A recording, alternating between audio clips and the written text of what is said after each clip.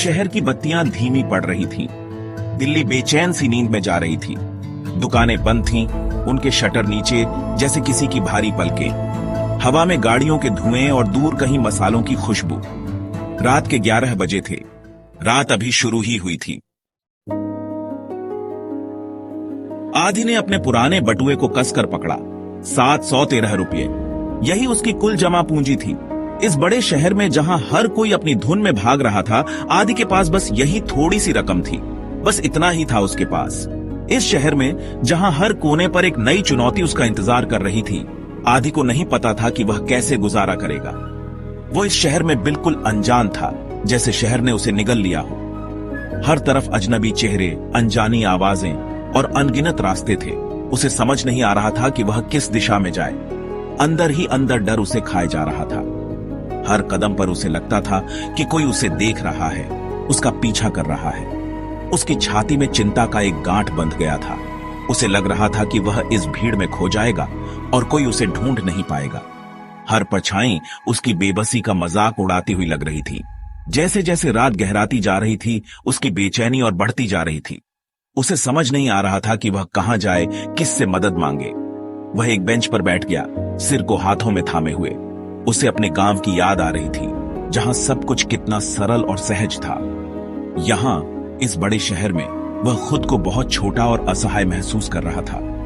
उसे अपने गांव की गलियां याद आ रही थीं, जहां हर कोई एक दूसरे को जानता था। वहां की शांति और सुकून उसे इस शहर की भीड़ और शोर में बहुत याद आ रहे थे। उसने अपने बटुए से एक पुराना नक्शा निकाला। उसे उम्मीद थी कि शायद यह नक्शा उसे किसी सुरक्षित जगह तक पहुंचा सके, लेकिन नक्शा भी उतना ही पुराना और जर्जर था जितना उसका बटुआ। लेकिन उसने हार नहीं मानी। उसने तय किया कि वह इस शहर में अपनी जगह बनाएगा। चाहे कितनी भी मुश्किलें आए, वह डटेगा और अपने सपनों को पूरा करेगा। वो चलता रहा। उसके कदमों की आवाज सन्नाटे में गूंज रही थी। सड़कों पर अभी भी चहल पहल थी, लेकिन लोग बेपरवाह थे। रिक्शे भिनभिनाते हुए निकल रहे थे। रेहड़ी वाले सामान बेचने के लिए आवाजें लगा रहे थे।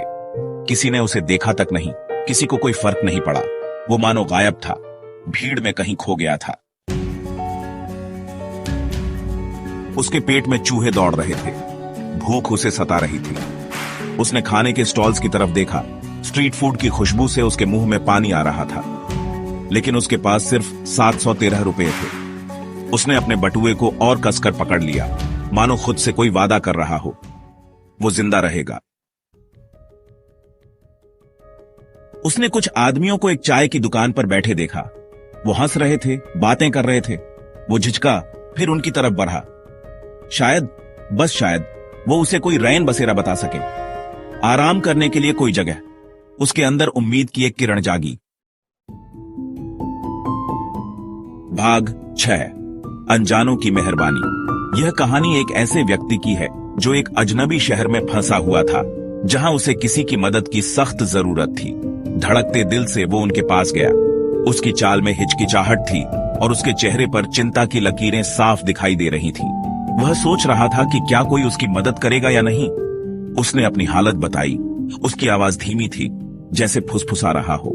उसने बताया कि वह इस शहर में नया है और उसकी जेबें खाली हैं। उसे अपने घर वापस जाने के लिए मदद की जरूरत थी। उसे हैरानी हुई। उन्होंने उसकी बात सुनी। वे सभी ध्यान से उसकी बात सुन रहे थे, जैसे कि वे उसकी परेशानी को समझ रहे हों। उनके चेहरों पर चिंता और सहानुभूति के भाव थे। उनमें से एक बूढ़े आदमी ने, जिसकी आंखें बहुत दयालु थीं, उसे चाय पिलाई और बैठने को जगह दी। बूढ़े आदमी ने कहा, बेटा, चिंता मत करो, हम तुम्हारी मदद करेंगे। उसके दिल में कृतज्ञता की भावना उमड़ पड़ी। उसने महसूस किया कि वह अकेला नहीं है और इस अजनबी शहर में भी उसे मदद मिल सकती है। उसकी आंखों में आंसू आ गए, लेकिन ये आंसू खुशी और राहत के थे। उसने महसूस किया कि इंसानियत अंधेरे से अंधेरे कोने में भी जिंदा है। उस रात उसने सीखा कि कभी कभी अजनबी भी परिवार बन सकते हैं। यह अनुभव उसकी जिंदगी का एक महत्वपूर्ण हिस्सा बन गया और उसने हमेशा इस बात को याद रखा कि मदद और दया कहीं भी मिल सकती है। भाग 7, सोच विचार भरी रात। गर्मा गर्म चाय की चुस्कियां लेते हुए उसने अपनी कहानी सुनाई। अपने सपने, अपनी नाकामयाबी, अपने डर।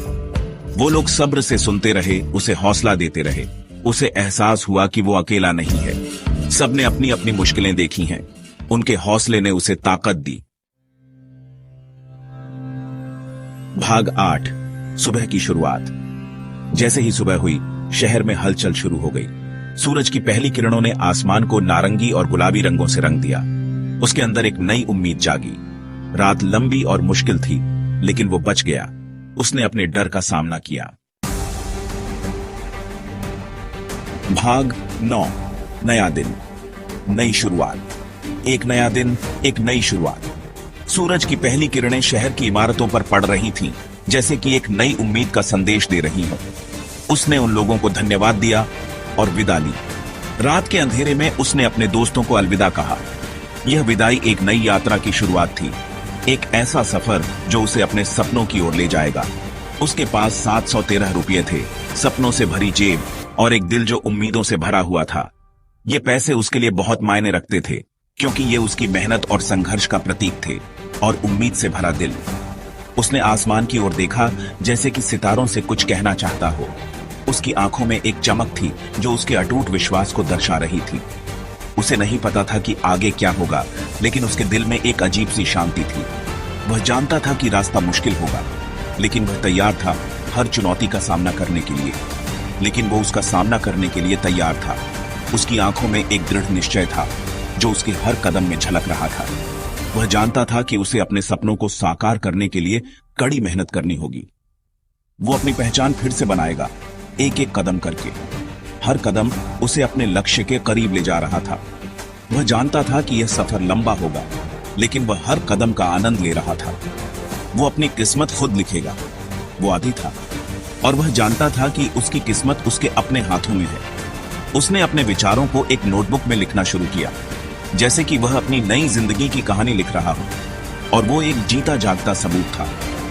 आदि एक जीता जागता सबूत था कि अगर इंसान में हिम्मत और दृढ़ निश्चय हो, तो वह किसी भी मुश्किल को पार कर सकता है। उसकी कहानी हमें यह सिखाती है कि हर नई शुरुआत एक नए अवसर की तरह होती है, और हमें हर दिन को एक नई उम्मीद के साथ जीना चाहिए।